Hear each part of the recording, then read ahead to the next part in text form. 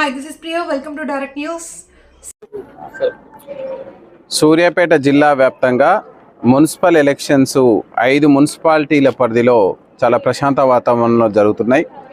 మనకు సూర్యాపేట, కోదాడ, హుజూర్ నగర్, నేరేడుచర్ల, తిరుమలగిరి ఈ 5 మున్సిపాలిటీలో కూడా ఎక్కడ ఈ మున్సిపల్ ఎలక్షన్స్లో అవాంఛనీయ సంఘటనలు జరగకుండా పోలీస్ డిపార్ట్మెంట్ చర్యలు తీసుకోవడం జరిగింది.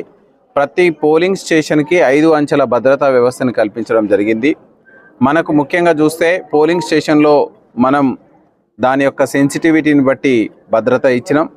అదేవిధంగా 2-3 వార్డులకు కలిపి ఎస్ఐ లెవెల్ ర్యాంక్ ఆఫీసర్ తోటి రూట్ మొబైల్స్ ఇచ్చినాం. సిఐ లెవెల్ ఆఫీసర్స్ తోటి స్ట్రైకింగ్ ఫోర్స్ ఇచ్చినాం. DSP and above level officers తోటి స్పెషల్ స్ట్రైకింగ్ ఫోర్స్, అదేవిధంగా జిల్లా స్థాయిలో రిజర్వ్ ఫోర్స్.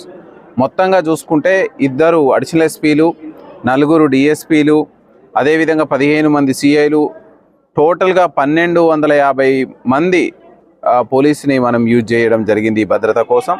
అదేవిధంగా 2 స్పెషల్ ప్లటూన్స్ను కూడా మనం ఏర్పాటు చేయడం జరిగింది. ముఖ్యంగా మనం ఈ మున్సిపల్ ఎలక్షన్స్లో ఎక్కడా కూడా ఎలాంటి అవాంఛనీయ సంఘటనలు జరగకుండా చూసుకోవడం, అదేవిధంగా ప్రజల్లో భద్రతా భావాన్ని కల్పించి వాళ్ళు శాంతియుతంగా, వాళ్ళు నిర్భయంగా వచ్చి వాళ్ళ ఓటు హక్కుని వినియోగించుకోవడానికి మనం అవకాశం కల్పించినాం. ఎక్కడ ఎలాంటి అవాంఛనీయ సంఘటనలు జరగకుండా పోలింగ్ అనేది నడుస్తూ ఉంది.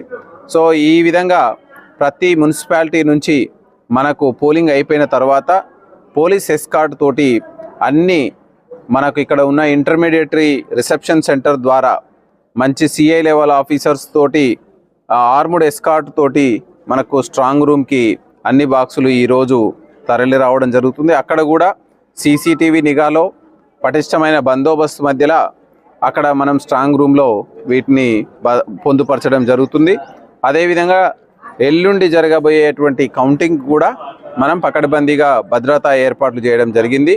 సో దానికి కూడా మనం ముందస్తుగా చర్యలు చేపట్టడం జరుగుతుంది.